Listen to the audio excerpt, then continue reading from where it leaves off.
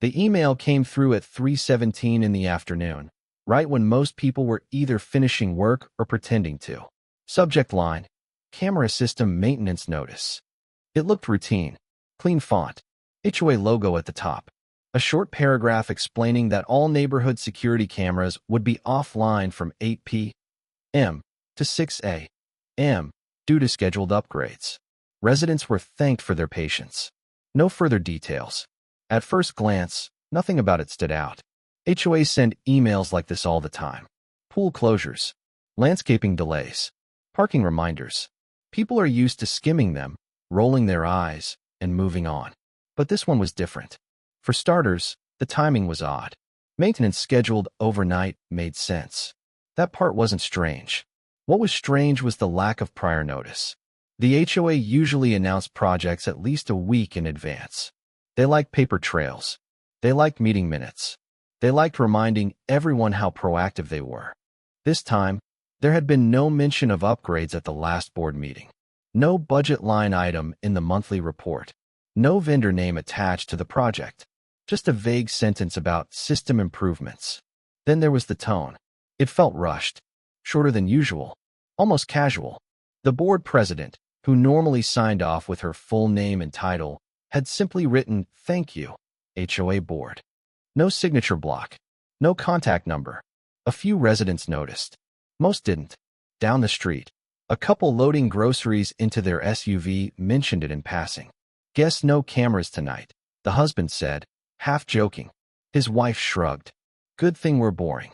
In another house, a teenager smirked when he read it. His parents were out of town.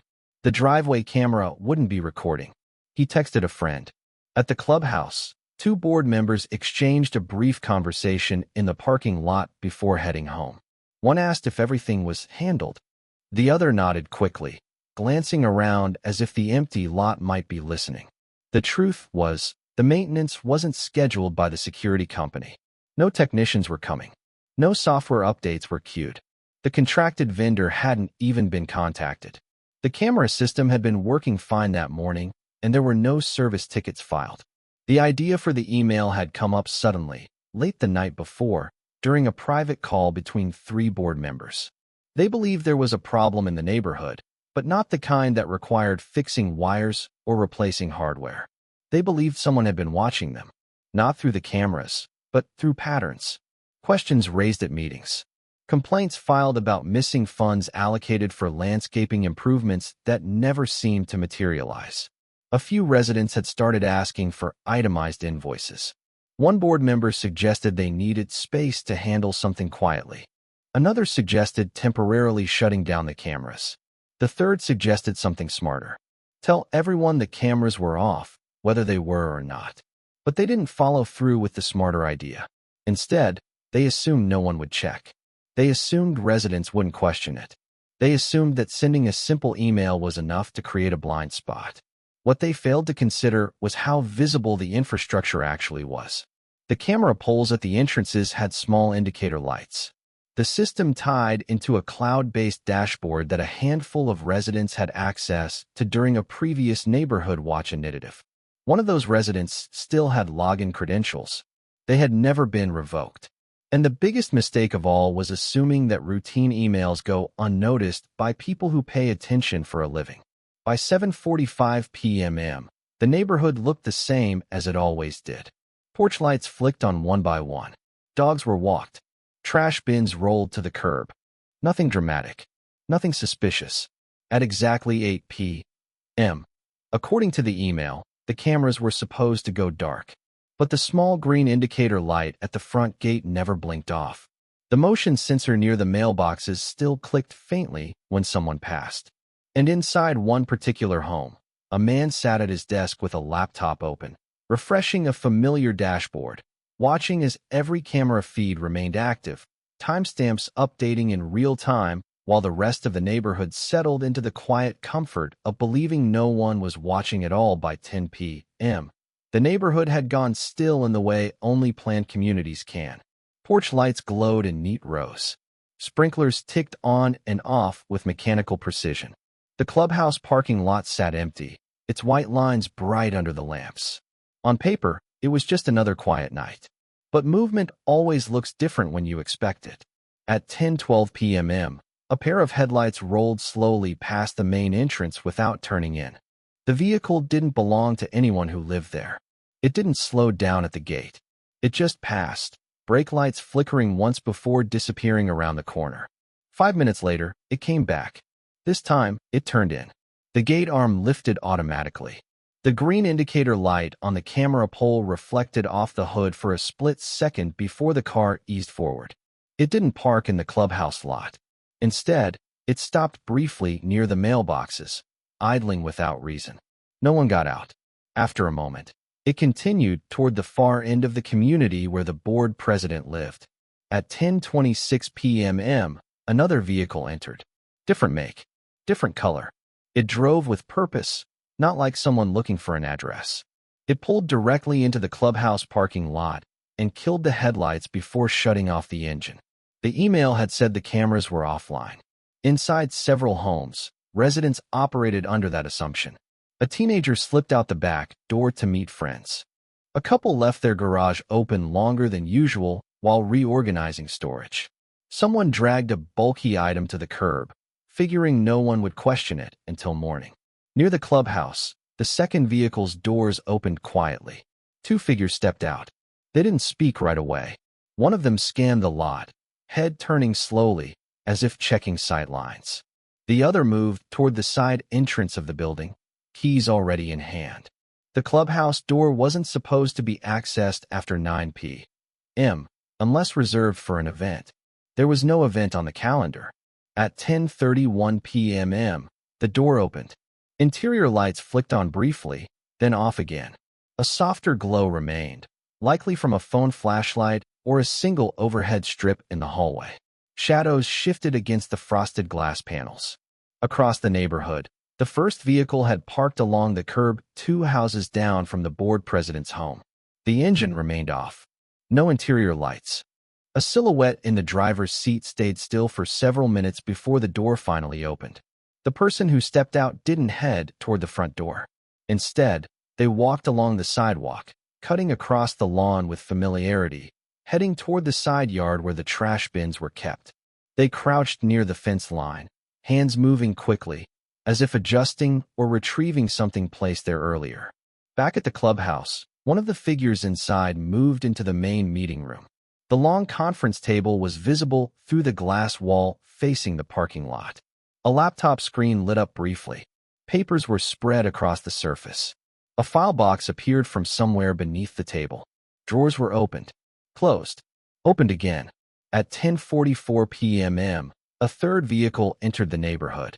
This one belonged to a resident who rarely drove at night. The car slowed as it passed the clubhouse, brake lights glowing longer than necessary. It continued down the street, made a careful turn at the cul-de-sac, then parked in a driveway with a clear line of sight back toward the lot. The first vehicle near the board president's house restarted its engine at 10:49 p.m. It didn't turn on headlights immediately. It rolled forward slowly, almost coasting, before lights flicked on halfway down the block. The car exited the neighborhood without stopping. Inside the clubhouse, movement became more urgent.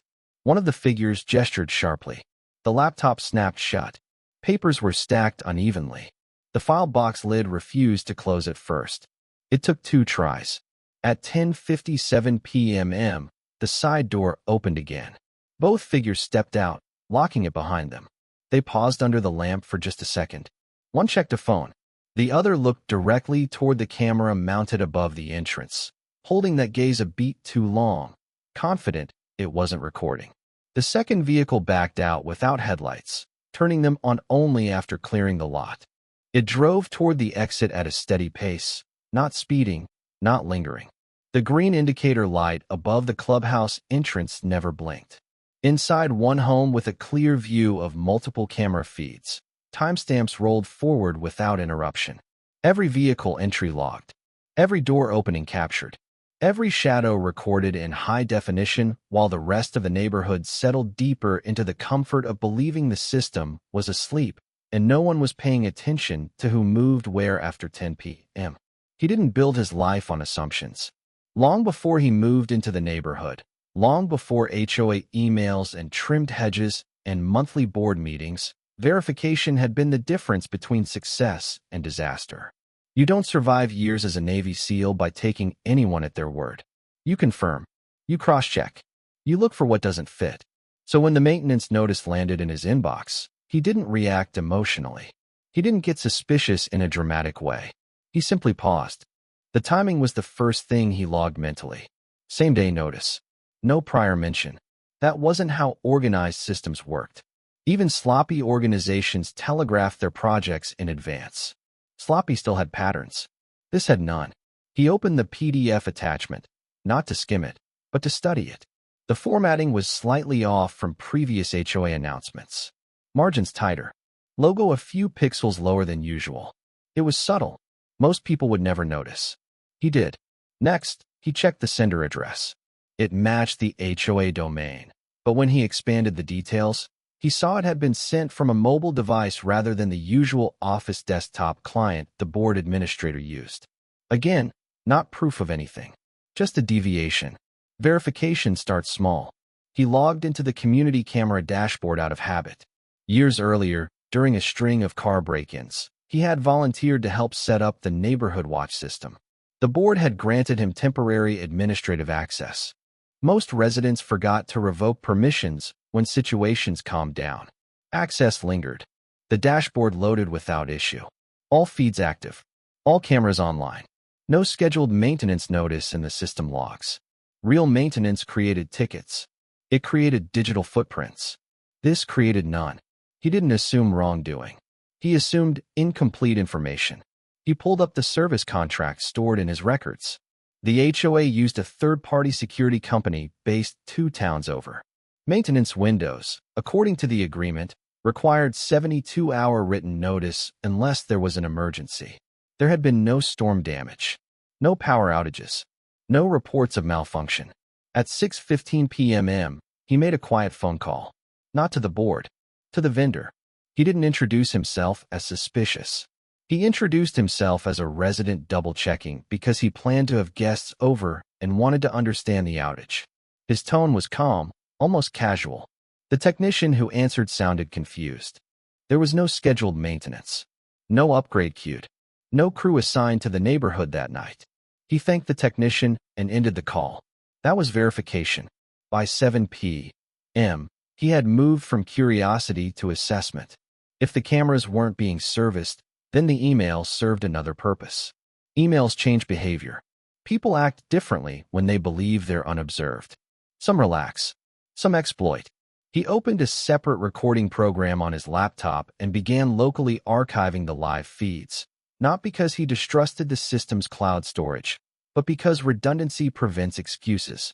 If something happened and footage later went missing, he would have a copy. Then he did something simpler. He stepped outside. The air was cool. Lawns damp from sprinklers.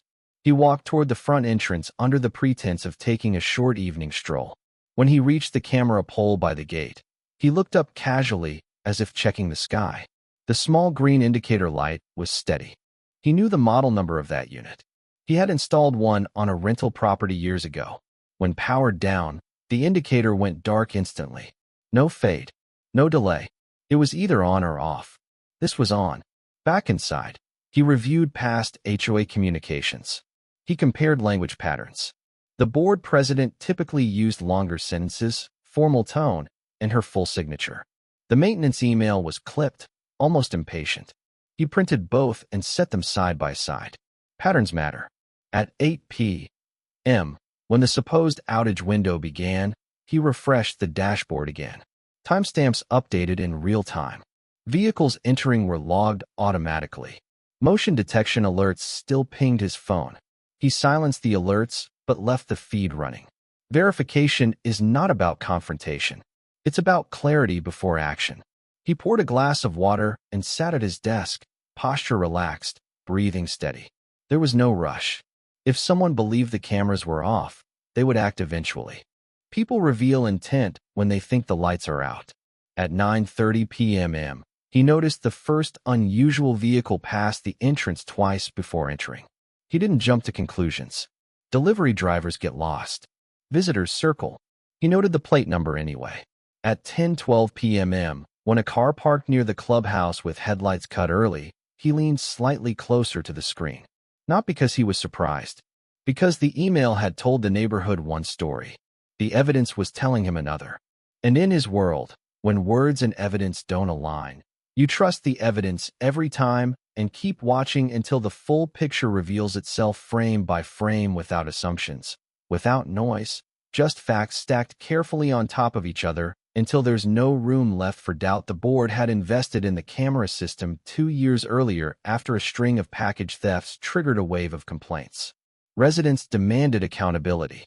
The board responded with urgency, approving a budget that covered high-definition cameras at both entrances, the clubhouse, the mailbox cluster, and several interior intersections.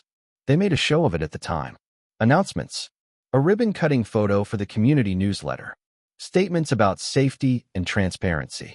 What they didn't fully understand was how the system was configured. The security vendor had recommended a dual-layer setup. Primary footage would stream to a cloud-based server managed by the company. Simultaneously, a local network video recorder inside a locked cabinet in the clubhouse would archive continuous footage for 30 days. It was standard redundancy. If the internet went down, the local recorder kept running. If the local hardware failed, the cloud retained a copy. During installation, the technician explained it clearly. The board nodded. They focused on cost, on monthly fees, on who would have login credentials. They didn't focus on architecture. The local recorder required physical access to disable. It wasn't tied to the same user dashboard residents occasionally viewed. It ran independently once powered and connected. Shutting down the visible interface did not shut down the internal storage. That required either a deliberate shutdown procedure or physically disconnecting the power supply inside the cabinet. The cabinet key lived in a small lockbox mounted in the clubhouse utility closet. The code to that lockbox had not been changed since installation. Over time, familiarity turned into complacency. Board members rotated out. New ones joined. Passwords were shared casually in text messages. The system became background noise. It worked, so no one thought much about how it worked. When the idea came up to turn off the cameras for the night, the assumption was simple. Send the email. Log into the dashboard. Toggle the system offline. Done. But they misunderstood what that dashboard actually controlled. At 7:50 p.m., one board member logged in from home. He navigated to the settings panel and disabled public viewing access. On the surface, the feeds appeared inactive to anyone using standard credentials. The interface displayed a generic maintenance message. From his perspective, that meant the cameras were off. They weren't. The cameras were still powered. The local recorder inside the clubhouse cabinet continued writing data in precise, timestamped files. Every frame captured, compressed, and stored automatically. Motion events flagged. License plates readable. Faces clear under exterior lighting. The board never visited the clubhouse that evening before 10 p.m. to physically disconnect anything. They relied on the illusion created by software permissions. Inside the utility closet, the recorder hummed softly behind the locked cabinet door. Its small internal fan spun steadily. Tiny status LEDs blinked in quiet rhythm, indicating active recording across all channels. If someone had opened the cabinet, they would have seen green lights across the row of inputs, one for each camera deployed throughout the neighborhood. No one opened it. The backup system also sent automated health reports every 12 hours to the vendor's server, confirming operational status. At 6 p.m. that evening, the routine report had already been transmitted. All systems functional. No disruptions detected. Even if someone had attempted a remote shutdown later, the local recorder would have logged that action. It documented user access, login times, configuration changes. It recorded more than video. It recorded behavior. Meanwhile, inside one particular home, a laptop displayed not only the cloud feed, but also a secondary interface accessed through a direct IP connection to the local network. Years earlier, during the neighborhood watch setup, administrative access had been granted temporarily for troubleshooting. That access still existed. Through that interface, storage usage percentages ticked upward in real time. File directories populated automatically by date and camera ID. The system labeled them with mechanical precision. Gate underscore 0. Clubhouse underscore 31532. It didn't care about emails. It didn't interpret intent. It simply recorded. At 10:31 p.m., when the clubhouse side door opened and interior lights flicked on, the camera above the entrance captured a clear frontal image of the first person stepping inside. The timestamp embedded in the corner matched the system clock synchronized earlier that week. No gaps. No dropped frames. At 10:44 p.m., when a file box was carried across the meeting room table, the interior camera logged it from 2 angles. The local recorder saved both streams simultaneously. The board believed that disabling visible access equaled disabling oversight. They believed that if residents couldn't see the feed live, nothing existed to review later. They underestimated how layered the system truly was. Redundancy is designed for moments exactly like this. It assumes that primary pathways might fail, whether by accident or design. It protects data from simple mistakes and from deliberate interference. Inside the locked cabinet, the hard drive spun steadily, writing over older footage from 31 days ago while preserving everything happening in the present. The system did not distinguish between routine activity and potential misconduct.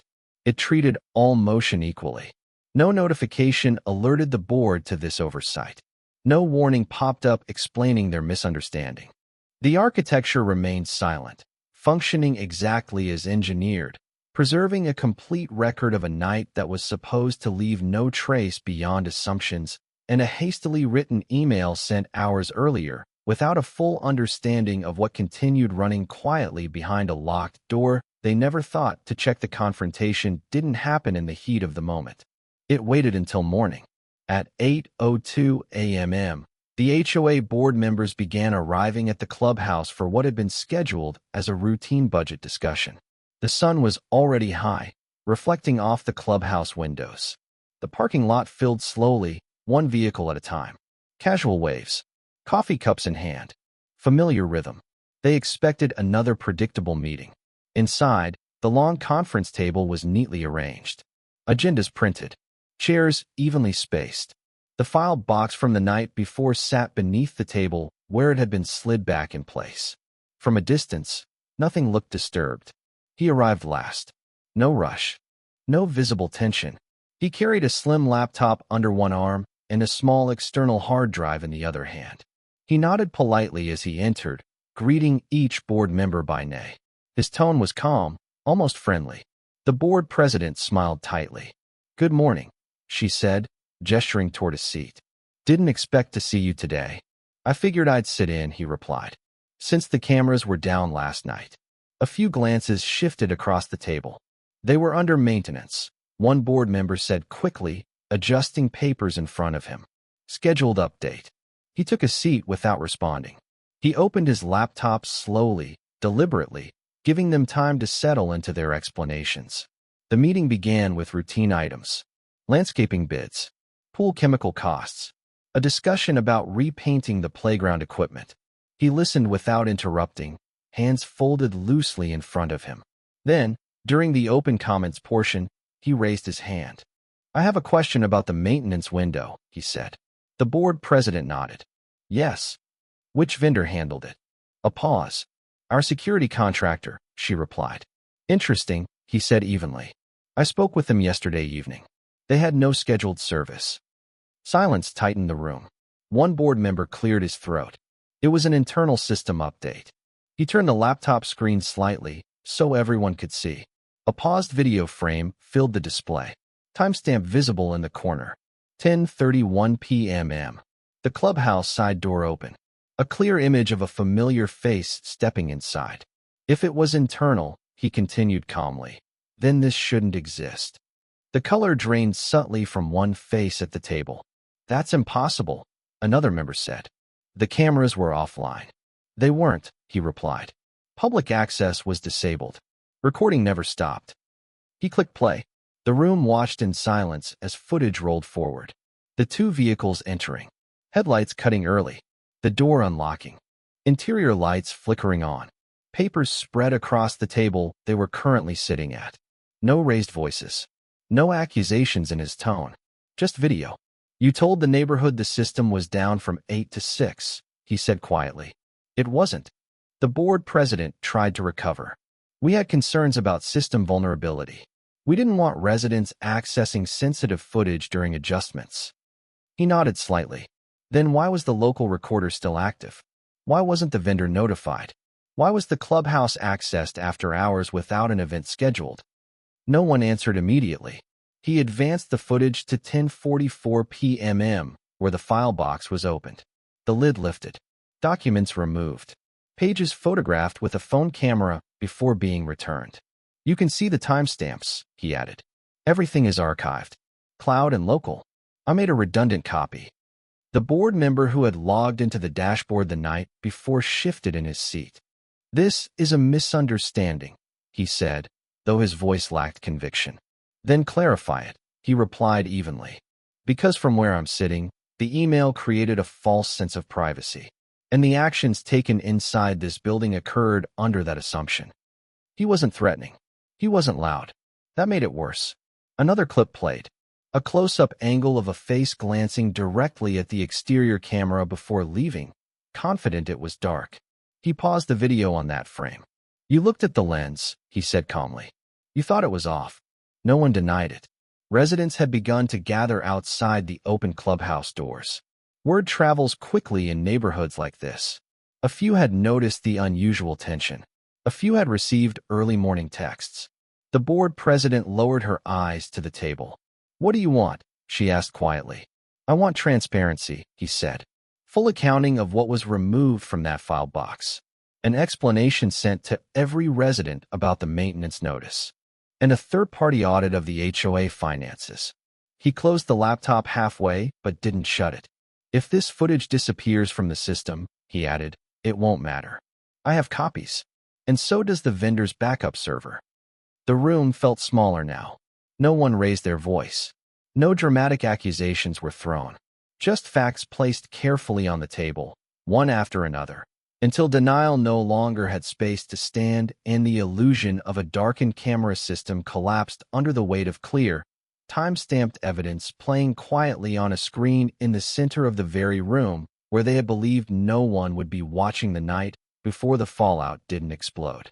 It unfolded. By noon, screenshots from the footage had circulated through neighborhood group chats.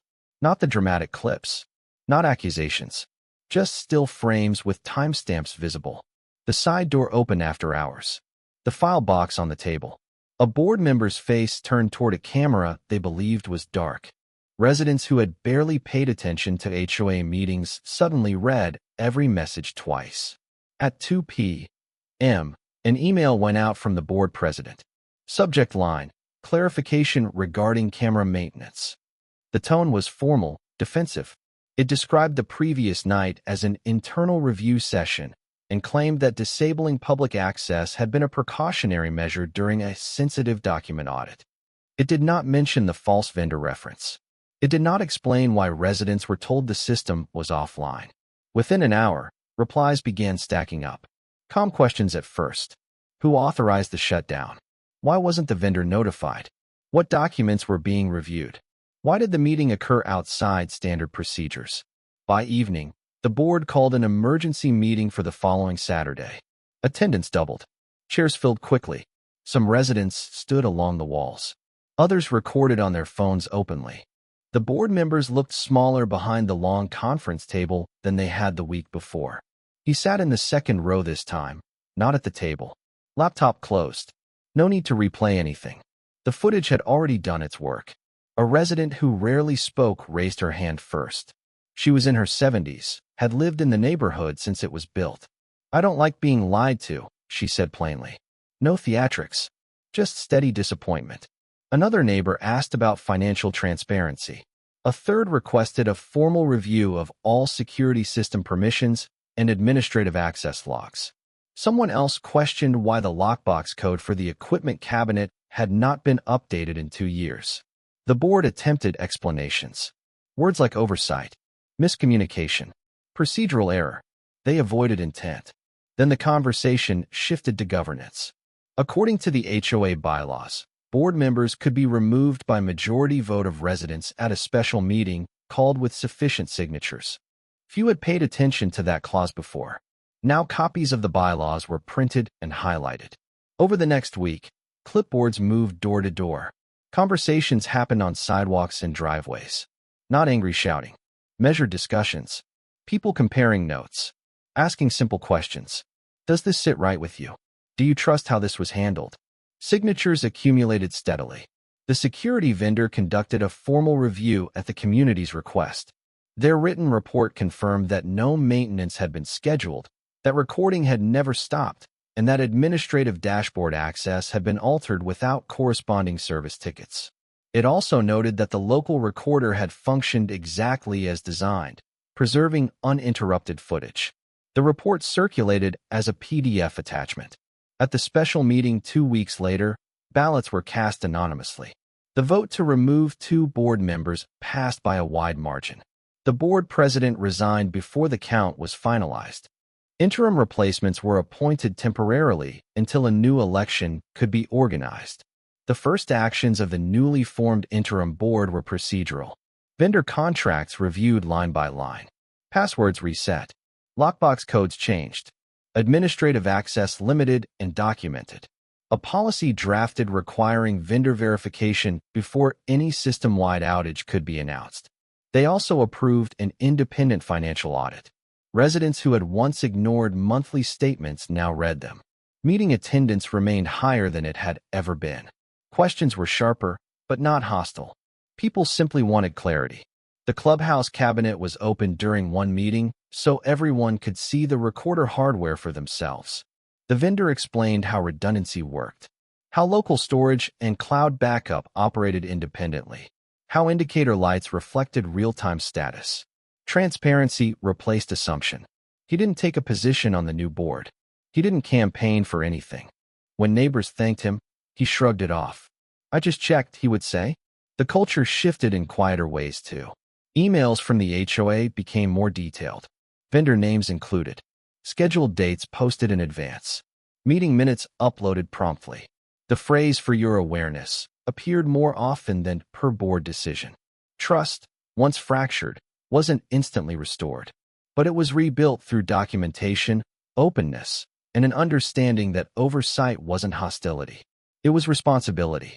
The cameras remained in place, their green indicator lights steady at night, and no one in the neighborhood ever again assumed that sending an email was enough to create darkness where systems were still quietly recording everything exactly as they were built to do.